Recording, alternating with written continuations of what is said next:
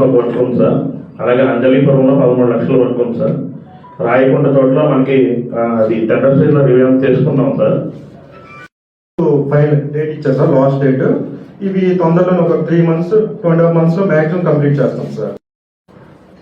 Sir నమస్తే sir.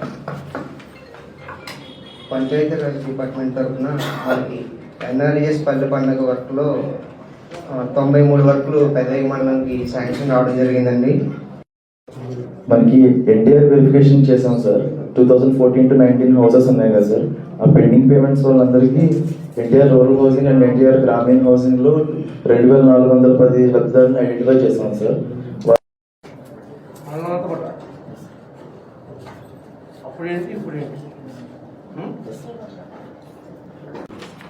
ఈ 1 yearలో ఎంత పేమెంట్లు కొట్టారు? మొత్తం 1/6/2024 నుంచి ఈరోజు యాజ్ ఆన్ డేట్ సార్ మొత్తం 62,30,557 అప్రోచర్స్ కాదు. పురుషాన్ని చెప్తున్నాడు అక్కడ.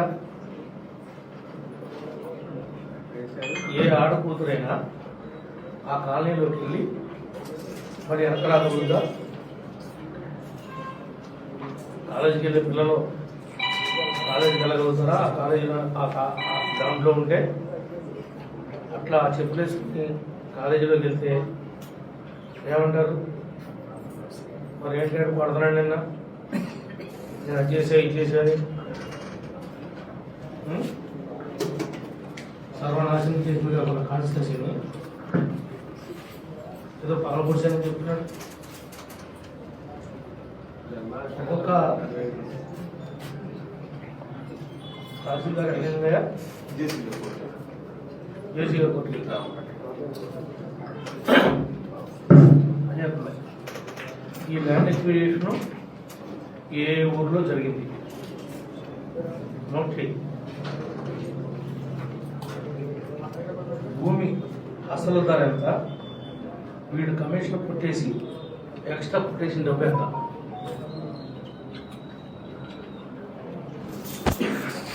వల్లదంతా పేదవారికి ఇళ్ల స్థలాల కోసం భూమి కొంటున్నామని కొట్టేసినటువంటి వేరియేషన్ అమౌంట్ ఎంత? ఏ ఒక్క ఊరిలో అయినా డబ్బులు తీసుకోకుండా వచ్చిన డబ్బంతా ల్యాండ్ ఓనర్కే ఇచ్చారా?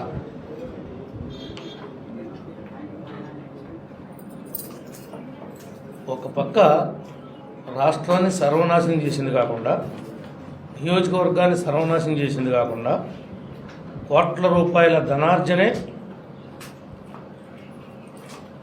పరమావధిగా భావించి చేసిన పనులకి సిగ్గు లేకుండా బొంకుతూ ఉన్నారు. ప్రతి మనిషికి ఆత్మసాక్షి ఉంటుంది.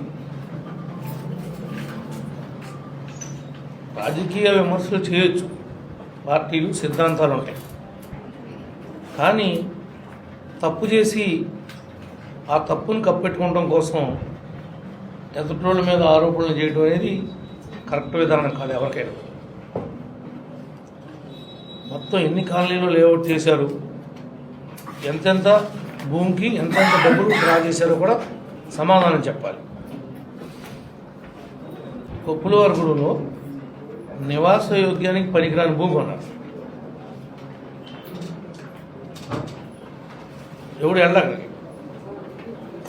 అక్కడ, ఎవరు భూమి అవసరం లేదు, ఇల్లు. ఇంకా పెద్ద పెద్ద మాటలు వీళ్ళు చెప్పే మాటలు. ఒక్క కాలనీ కంటే ఒక్క కాలనీకి అప్రోచ్ రోడ్ లేదు, కనీసం గ్రావులేసి పైప్ లేలా. కాలనీ నిర్మాణం అంటే ఎవరైనా లేఅవుట్తో పాటు ఎక్కడైతే రోడ్డు క్రాసింగ్లు ఉన్నాయో అక్కడ పైపులు పెడతారు. ఫస్ట్ మట్టి పని చేస్తారు ఒక స్టేజ్లో హైట్ రావడానికి, సెకండ్ గ్రావులు వేస్తారు, థర్డ్ స్టెప్లో మెట్లు వేస్తారు. ఇలాంటి పనులే టేకప్ చేయకోకుండా మేము చేసింది ఇంత కాదు అంత కాదు చేయకోకుండా పనులు చేసినట్లుగా దొంగ బిల్లులు కొట్టుకుని పందికొక్కుల్లాగా మింగేసి ఎదురు ఆరోపణలు చేస్తున్నారు. బహిరంగంగా చర్చించడానికి రావాలి. ఎవరికైనా ధైర్యం ఉంటే, వాళ్ళు నిజాయితీగా చిత్తశుద్ధిగా పనిచేసుకుంటే. బలివేపించి నేనే కట్టా, మీ తాత డబ్బులతో కట్టావా, మీ నాన్న డబ్బులతో కట్టావా? ప్రపోజల్ పంపించింది నేను, శాంక్షన్ తెచ్చింది నేను. ఈ టైంలో టెండర్లు పిలిచారు, రివైజ్డ్ ఎస్టిమేట్ వేసి కాస్ట్ పెరిగిపోయింది కాబట్టి. అదని ఎవడు అనలేదే. అనవసరమైన మాటలు మాట్లాడుతున్నారు. మనం వచ్చేదాకా పెదవేగ రోడ్డుకి దిక్కు దివాణం లేదు, దిక్కు దివాణం లేదు. నేను వచ్చేదాకా కూడా ఏంటి పోసానని చెప్తారు. ఎవడు పోశారు? ఏదో కూచిపూడిలో కుదంత పోసుకుంటే అంత పోశారు. అంతకుమించి ఏం పోశారు? కొప్పాకు రోడ్డు ఏం చేశారు? 7 కోట్లు శాంక్షన్ ఇచ్చారు. కొప్పాకు, పినకడిమి, పెదకడిమి ఇవన్నీ కూడా మనకు అనుకూలంగా ఉన్నాయని మొత్తం క్యాన్సిల్ చేశాడు. మళ్ళీ నేను వచ్చే వరకు నడచడానికి అవకాశం లేని పరిస్థితుల్లో ఉంది రోడ్డు. తల్లికి వందనం ఏరుతున్నాం. అనేక మంది మన పార్టీ కాని వాళ్ళ పిల్లలకి వేసాం. ఆ ఉన్న 250-300 మంది కూడా ఈ చౌటాగాళ్ళ వల్ల, పరిపాలన చేతగాని వాళ్ళ వల్ల ఇబ్బంది పడుతున్నారు తప్ప వేరే కారణం కానే కాదు. దమ్ముంటే చెప్పమానండి. మేము వైఎస్ఆర్ జెండా పట్టుకున్నాం కాబట్టి మా పిల్లలకి తల్లికి వందనం వేయలేదు అని ఈ నియోజకవర్గం మొత్తం మీద ఛాలెంజ్ చేస్తున్నాం. ఒక్క ఫ్యామిలీని మేము ఆపినట్టు చూపించమనండి. వాళ్ళ పార్టీ ఎంపీటీసీ సభ్యులు ఉన్నారు, ఎంపీపీ ఉంది. ఒక్క పేరు చెప్పమనండి, ఒక్క పేరు చాలు నాకు. మీరు ఆపారు, ఇది మీ వల్ల ఆగిపోయింది, మీ నాయకుల వల్ల ఆగిపోయింది అనే మాట ఒక్కటి చెప్పమనండి. ఇళ్లలో మీటింగ్లు పెట్టుకుని డబ్బాలు కొట్టుకోవడం కాదు, ప్రజల సొమ్ములు ఎగ్గొట్టి ఊరొదులు పెట్టి పారిపోయి వ్యవహారం చేయడం కాదు రాజకీయం అంటే.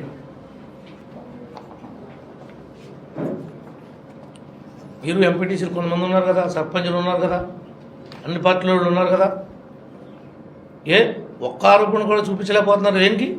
దొంగ పెన్షన్లో వికలాంగత్వం లేకుండా వికలాంగత్వం ఉన్నట్టు, అవకాశం లేకుండా అవకాశం ఉన్నట్టు. ఈరోజు పెదవేగి మండల పరిషత్ జనరల్ బాడీలో కొన్ని విషయాలు చర్చించడం జరిగింది. ఈ యొక్క తొలి అడుగు కార్యక్రమంలో పెదవేగి మండలంలో 4 గ్రామాలు పర్యటించాం. మండలం అంతా కూడా, నియోజకవర్గం అంతా కూడా, ప్రతి గ్రామం, ప్రతి బజారు, ప్రతి మనిషిని మాట్లాడి వాళ్ళ అభిప్రాయాలను తెలుసుకుని ఈ ప్రభుత్వం ఎంతవరకు వాళ్ళకి సహాయం చేయగలుగుద్దో అన్ని విధాలుగా కూడా వాళ్ళకి సహాయం చేసి వాళ్ళ యొక్క రుణాన్ని తీర్చుకుంటామని చెప్పి మరొక్కసారి ఈ సందర్భంగా తెలియజేస్తా ఉన్నాం. అనేక అవకతవకలు పెదవేగి మండలంలో జరిగినాయి. ఆ విషయాలను కూడా ఉన్నతాధికారుల దృష్టికి తీసుకుని వెళ్ళాం. ఎవరైతే అధికారాన్ని అడ్డం పెట్టుకుని దోచేశారో ఆ డబ్బులన్నీ కూడా తిరిగి కక్కిస్తామని చెప్పి కూడా ఈ సందర్భంగా తెలియజేస్తున్నాం.